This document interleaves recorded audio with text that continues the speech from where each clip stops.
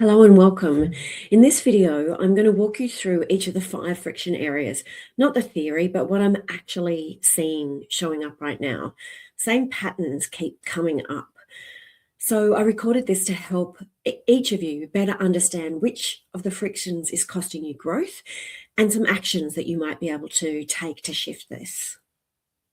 So let's get into it. 1, value friction.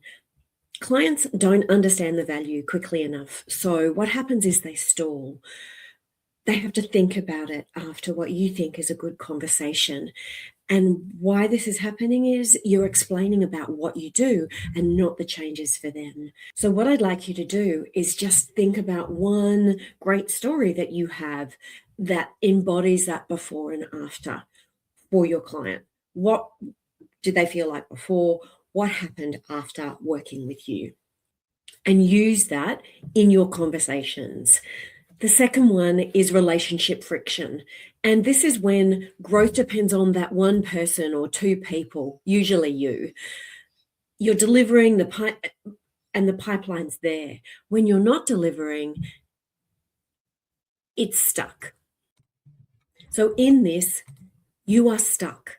You are stuck because when you're delivering or doing the work, the pipeline dries up. And so we get this feast and famine going on. And here's why this happens. Because relationships, they live in your head and not in a system.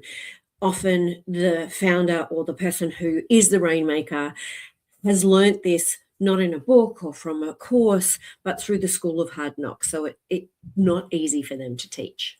So the fix for this is having a deliberate rhythm, a way that distributes the relational work beyond that one person, an ability to hand that over and to skill up and use the skills of the team to deliver better clients.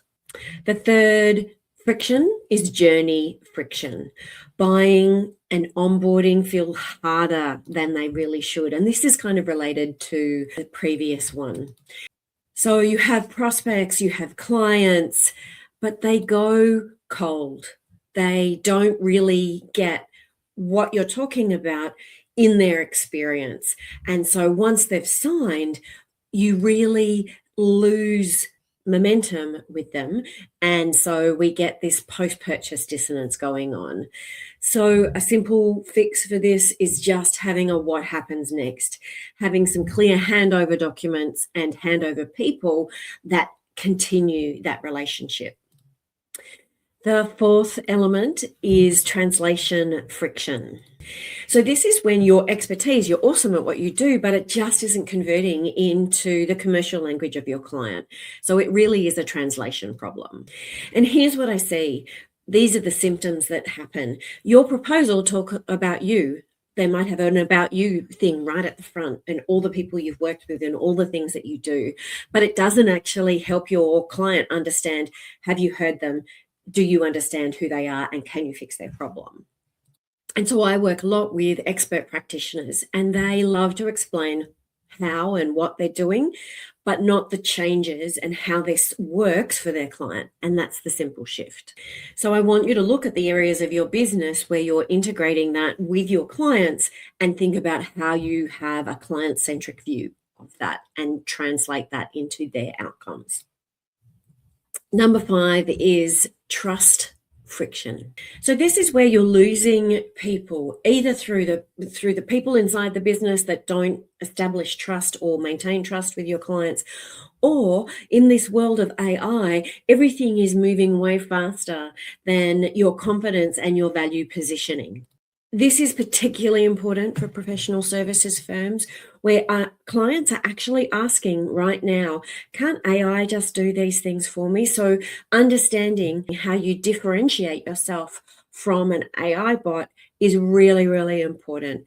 And that comes down to what I call the AI moat, which is absolutely about relationships and people.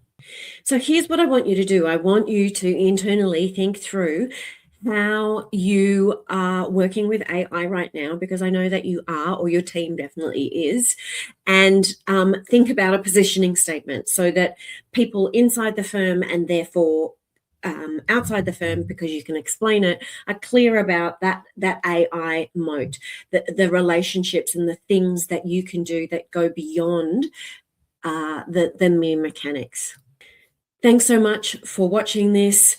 I know that you've got a report, so what I'd love you to do is have a look at the two things or the two friction areas that are hurting you the most right now. Have a look at the suggestions that I've put in there for you.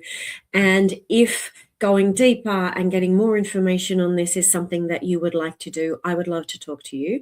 So you have my email, please connect.